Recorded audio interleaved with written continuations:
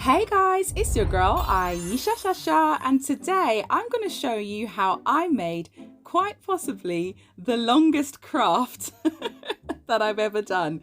This is a boxed Sakura dice set. Whew, strap yourselves in, this is a big one. So in this craft, there are a huge variety of items. The first being the Sakura themed Polly Pop kit from Sophie and Toffee. This is absolutely adorable. Now, the actual instructions for this are to make a hairpin and to make a bag charm and also to make a pair of earrings. But you guys already know me, okay? I am extra.com, so we won't be doing that today. Now, it came with these very cute little plastic tweezers, but I found that they didn't really do the job when it came to peeling off the backing. So I ended up just using my metal ones instead. Make sure that you're very careful when you do this because, of course, you don't want to scratch your pieces. And yeah, just take your time and make sure that when you lay your pieces down that they are all facing the correct way. I do tend to lay everything out in number order just because I find it a lot easier to sort of work in like a sort of clockwise direction whenever I'm doing these acrylic pieces. Yeah, I mean, as you can see, this is absolutely adorable.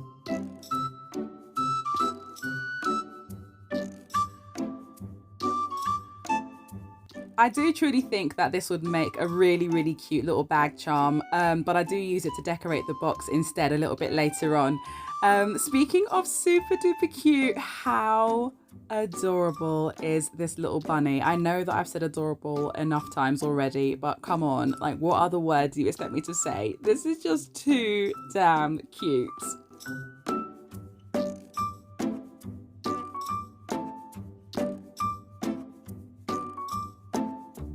So now that all the acrylic pieces are done, it's time to move on to the dice. Yes, the November Elves box finally arrived. My goodness, literally like half a year I had to wait for this box, but it is finally here, and wow, is it worth the wait. Check out all the lovely little goodies that we got in this box.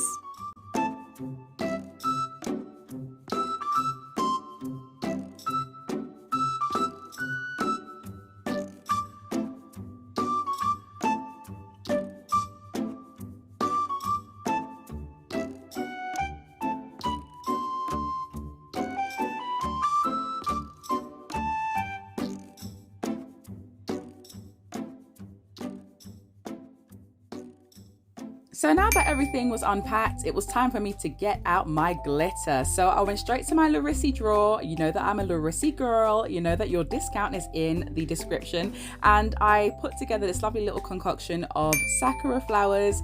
And I had this Sakura coaster mold from Funshowcase that I got ages ago. And I used some of these mica powders from Sophie and Toffee. And I just, you know, sort of brushed them in lightly. And then poured my little concoction into the mold. Now, this lovely little heart-shaped jewelry box is also from Lrisy. Definitely check it out on their website. I really love the way that this turned out, actually. But I wanted my resin to be a little bit pinker, so I added in a couple of drops of liquid pigment, and then I actually went back to the Sakura coaster and I added those in it as well because I just thought, let's make it match.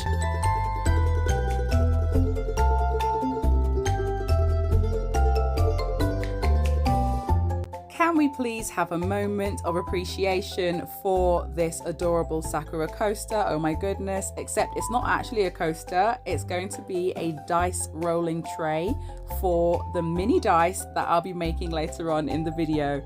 Honestly, when it all comes together, like, it just looks so cute. Oh my gosh.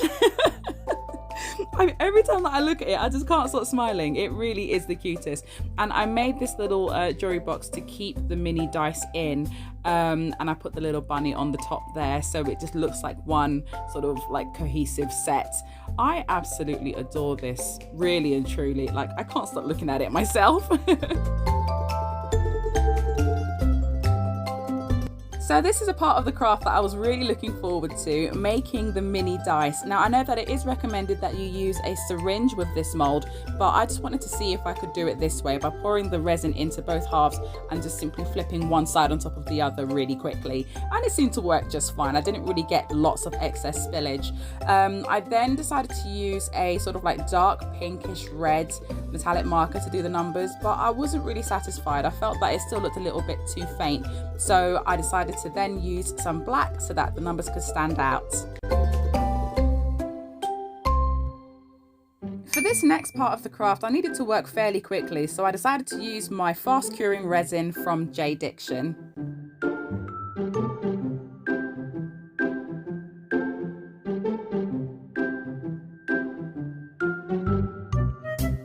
So here I'm using a storage box mold that I got from Lrisy, and I really do like the way that this turned out. However, I did have to do quite a lot of excess filing because the pegs on the sides of the box, they were literally sort of trying to get a square peg into a round hole. You'll see what I mean in just a second, but it meant that I had to sort of like reshape the pegs so that they would fit into the holes, and I couldn't do it perfectly.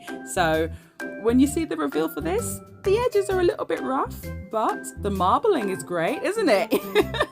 At least that looks good. But yeah, here, do you see what I mean? So I had to like fill in some of the gaps with a bit of UV resin because I didn't have it laying completely flat either, so that's my bad. But you know, who cares, right? Who cares? At least the marbling looks good.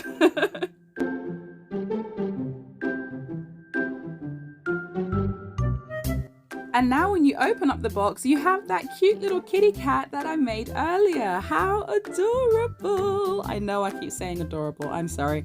So then I thought, actually, the little storage box that I made for the dice is a little bit too big for them. So we need something for them to go inside of the little box. So I made this cute little jar for them to sort of snugly fit in there, but then I realized, hold on a second, you can use it to actually roll the dice, because holding 7 teeny tiny dice in your hand can be a little bit cumbersome. So I thought it all kind of just fits well together like this. Now we need something for the top.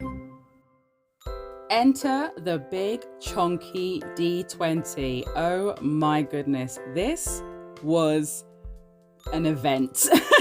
I'll tell you that from now. Okay, so I had 2 attempts at this. This is my first attempt. Basically, I'm pouring in some UV resin and I'm very carefully sort of swishing it around into the mold, trying to get into all the little nooks and crannies there. And then I'm just sort of flash curing it as I go. I did this twice. And then when I popped it out, I realized, that's not quite right, is it? Yeah. That's a hard no from me, and I think it's just because the light that I was using to do that, it just wasn't strong enough. So I decided to do it again, but this time use my bigger lamp and to cure it for a bit longer, and I did it 4 times, and this came out better. Not perfect, but better. I could still work with it at least. So I was there just like sanding off any extra bits, filing bits of it down, trying to get it as smooth as possible. And then once it was all sort of roughly smooth, I suppose that's an oxymoron really, isn't it? I then dipped it in resin back into the mold again, just to sort of get a really nice clear imprint of those numbers into the die. This was really tricky, no joke. It was really, really tricky. And I know that you just saw me use that tiny light again, but I did then go ahead and cure it fully with my larger lamp. I was really pleased though with the way that this turned out. It felt like it was going to be nice and solid this time. And yeah, next it was time for me to fill it up, because this is going to be a shaker die. Even though you're not going to be able to use it as an actual rolling die because it's going to go on top of the box, I still wanted there to be an element of things floating around inside of it. So time to make up another concoction of a lot of Sakura flowers. Next, as with any shaker, I used a little bit of shaker film to cover up that last remaining triangle. I used some UV resin around the edge, and I was so careful with this because obviously you don't want the resin to drip into the die. Very carefully placed it on the top, cured that, and then basically rinsed and repeated about 4 times just to make sure that it was all really secure and that there were no leakages. And then once I'd filled in all of my numbers, then I just very carefully brushed on a final glaze of resin. Look at how beautiful that this is. Can we please just take a moment? Like, how cool is this to have a big massive shaker die? Oh my goodness. Like, I just couldn't stop staring at it. I don't even play Dungeons and Dragons or anything like that, but this is just super duper cool and absolutely massive. Finally, I added on some little finishing touches to the box. I put some rhinestones around the base of the die and some really lovely little Sakura stickers in the corners of the box just to sort of tie the whole theme all together. Now, of course, you can use the die as a handle to open up the box. See the cute little kitty cat inside who is guarding the dice and the dice rolling tray.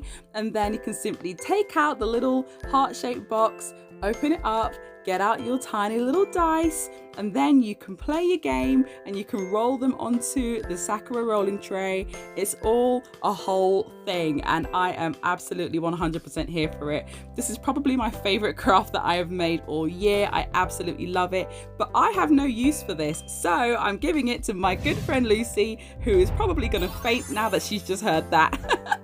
If you enjoyed this video, guys, please do share this with a friend. Take care, my darlings, and I'll see you all soon. Bye.